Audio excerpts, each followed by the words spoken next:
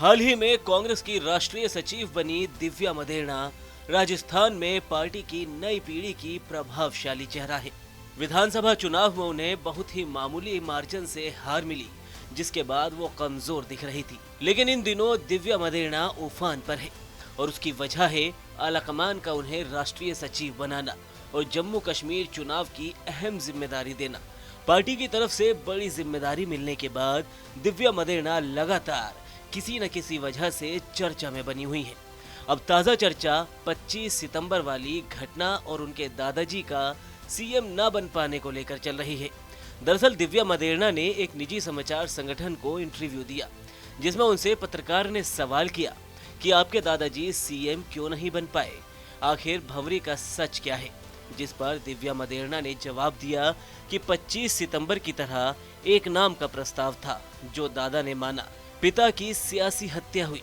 दिव्या ने 25 सितंबर वाली घटना की तुलना अपने दादा के समय से करते हुए एक बार फिर से गहलोत कैंप पर सवाल उठाए। दिव्या मदेरणा ने इंटरव्यू के दौरान बताया कि 26 साल पहले 1998 में उनके दादा कांग्रेस के पोस्टर बॉय थे। उस वक्त पार्टी रिकॉर्ड 153 सीटें जीती थी। इसके बावजूद वो सीएम नहीं बन पाए। उस वक्त अशोक गहलोत के नाम पर आलाकमान ने मुहर लगाई, जबकि वो चुनाव ही परसाराम मदेरणा के नाम पर लड़ा गया था। इसलिए कांग्रेस को ऐतिहासिक जीत मिली थी। 1998 में सीएम बनाने को लेकर तब भी आलाकमान की तरफ से एक लाइन का प्रस्ताव आया था, जिसके बाद 70 विधायक उनके घर पर आए थे और उन्होंने विधायक दल की बैठक का बहिष्कार करने की बात कही थी।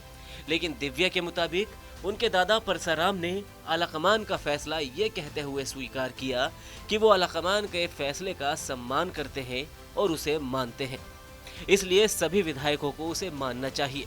दिव्या ने आगे कहा कि एक वो दौर था और अब देखिए 25 सितंबर को भी एक लाइन का ही प्रस्ताव पास करना था, क्या हुआ सब ने देखा। दिव्या ने 25 सितंबर की घटना की तुलना 1998 से करते हुए बिना अशोक गहलोत का नाम लिए कहा कि 2022 में भी आलाकमान के फैसले का सम्मान किया जाना चाहिए था। तो क्या है 25 सितंबर वाली घटना जिस पर बार बार गहलोत का नाम सामने आता है।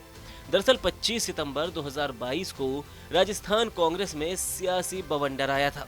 तब कांग्रेस की तत्कालीन अंतरिम अध्यक्षा सोनिया गांधी का प्रस्ताव लेकर मल्लिकार्जुन खड़गे और अजय माकन जयपुर आए थे।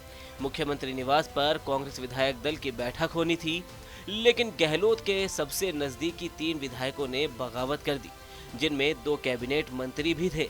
कहा जा रहा था कि उस वक्त सचिन पायलट का मुख्यमंत्री बनना लगभग तय हो गया था, क्योंकि आलाकमान की तरफ से मुख्यमंत्री के लिए सचिन पायलट का नाम भेजा गया था। लेकिन गहलोत कैंप के 82 विधायकों के खुलकर सामने आने की वजह से अजय माकन और खड़गे को वापस दिल्ली लौटना पड़ा।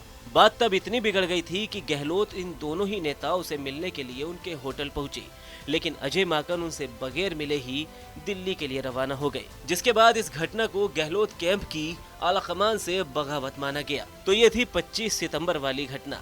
अब दिव्या मदेरणा के बारे में आपको बता दें कि उनके पास राजस्थान में मजबूत सियासी जमीन है, लेकिन चुनौतियां और दिक्कतें भी उनके सामने कदम कदम पर है। एक नेता के तौर पर निडरता दिव्या की सबसे बड़ी ताकत है। विरोधियों के खिलाफ वो खुलकर बोलती हैं।